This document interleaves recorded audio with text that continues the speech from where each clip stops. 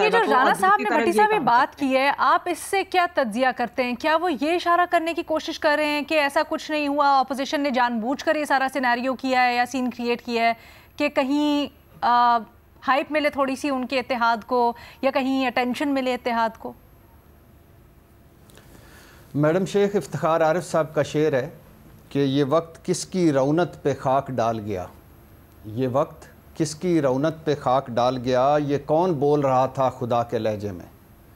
और एक और शेर है जो बड़ा फिट आता है आज के, बल्कि 77 सालों में यही शेर फिट आता रहा है कि तुमसे पहले वो जो एक शख्स यहाँ तख्त नशीं था उसको भी अपने खुदा होने पर इतना ही यकीन था।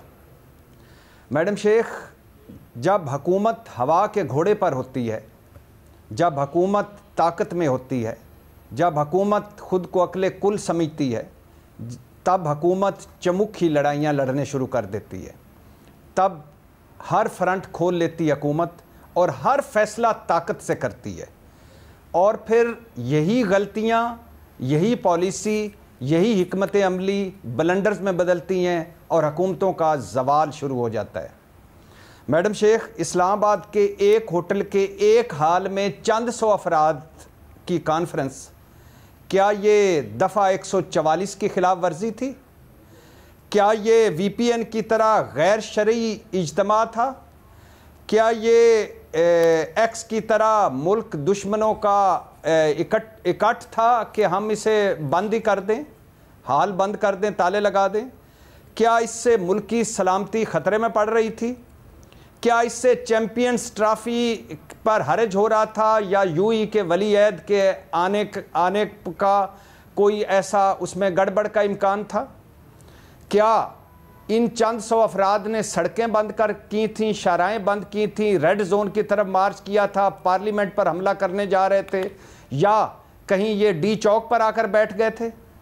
मैडम शेख, हुकूमत इस वक्त जो शहबाज हुकूमत है, आसफ अली जरदारी हुकूमत है, मुस्लिम लीग नून की हुकूमत है, पीपल्स पार्टी की हुकूमत है, इसको ये सारा उठाना पड़ेगा।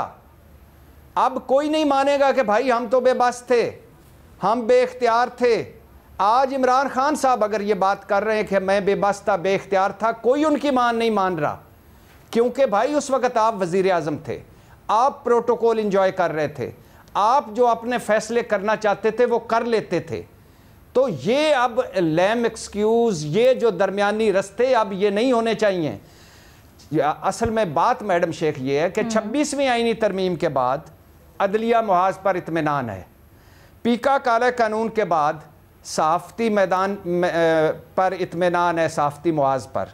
इलेक्शन एक्ट तरमीमों के बाद मखसूस नशिस्तों का मामला खू खाते चला गया है और धांधली ट्रिब्यूनल्स का पता नहीं क्या हुआ है। जलसा कानून साजियों के बाद कोई किसी की जुर्रत नहीं है कि बगैर पूछे हुकूमत से कोई जलसा करे।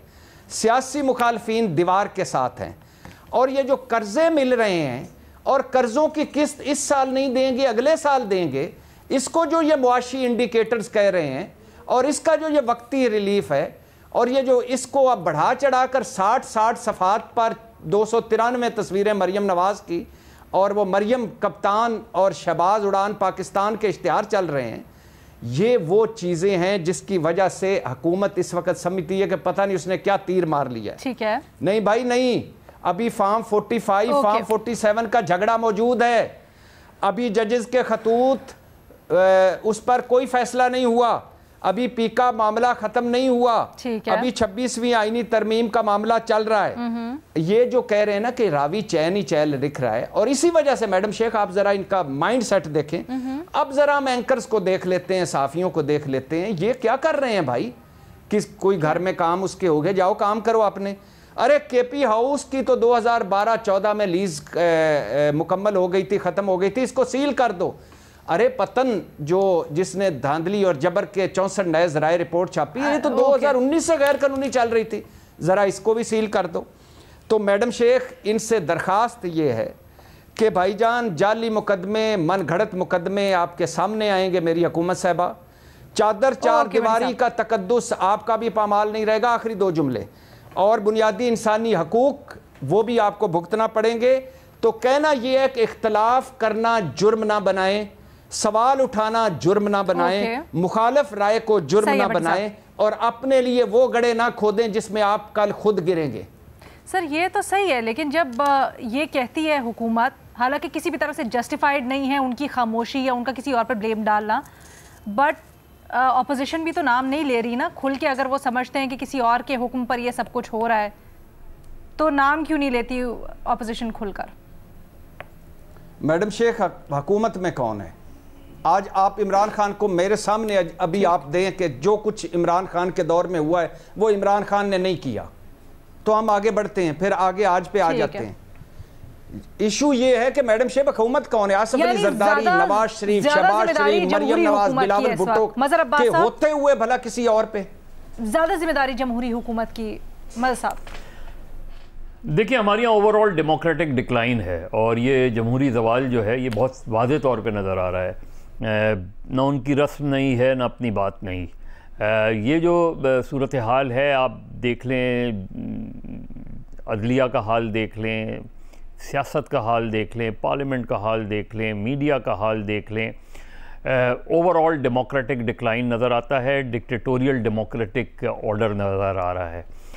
जो आज जो ऑपोजिशन के कॉन्फ्रेंस के साथ हुआ, ये जिन लोगों ने किया ये बराह रास्त हुकूमत इसकी ज़िम्मेदार है।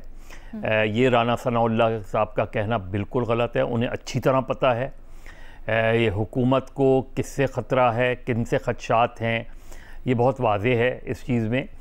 वरना कोई ओवर इस पे करने की मुझे नहीं समझ में आता कि ये ना कोई रीज़न है, ना कोई एनओसी का मसला है। एक होटल है, होटल में जाके परमिशन ली, उन्होंने परमिशन दे दी, उसके बाद उस होटल को बंद कर देना, उधर कॉन्फ्रेंस ना होने देना, ये तो मुशर्रफ के पीरियड में भी नहीं था। ये जो सूरत हाल इस वक्त शहबाज हुकूमत ने अपनाई हुई है, ये तो हमने उस डिक्टेटोरियल रिजीम में भी नहीं देखा। जिस तरह का मीडिया का गला घोटा जा रहा है, इस तरह पहले कभी भी नहीं इस तरीके से सूरत हाल देखी। और आप तो मुख्तलिफ थे, जिस तरह हम इमरान खान साहब से कहते थे कि आप तो तब्दीली का नारा लगा के आए थे, लेकिन आपने उन्हीं रवायात को, तो इन्होंने तो उससे बदतर रवायात कायम कर रही है मौजूदा हुकूमत। ये इतना काबिल मज़म्मत है अपोजिशन को कॉन्फ्रेंस ना करने देना। आपने 26 नवंबर का जवाब पेश किया कि ठीक है जी, इस्लामाबाद पे यलगार हो रही थी, हमने उसको रोका। आपने और बहुत से वाक़यात का, यहाँ क्या रीज़न है?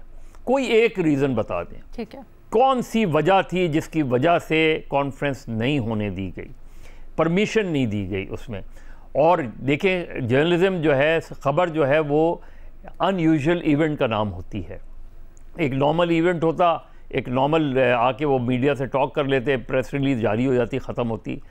आपने ये जो एक्टिविटीज़ की, जैसे कल कराची प्रेस क्लब में एक बलोच ऑर्गेनाइजेशन का जो है वो जुलूस था, सही है, वो जुलूस जाता, वहाँ अपनी तकरीर करता, ख़त्म हो जाता। लेकिन पूरा इलाका घेर कर, टेयर गैसिंग करके, लाठी चार्ज करके आपने एक बड़ी खबर बनवा दी। एक नॉर्मल न्यूज़ से आपने ये एक बड़ी ब्रेकिंग न्यूज़ बनवा दी।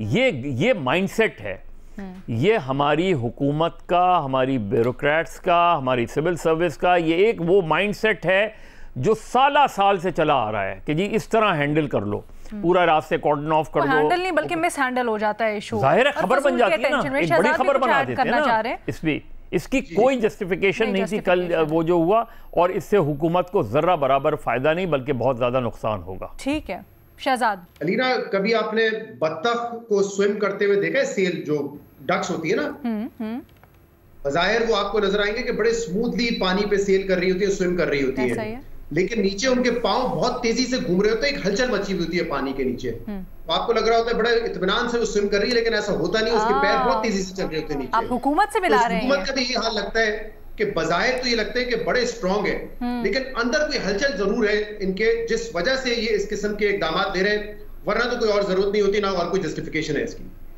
Okay, very well said and put.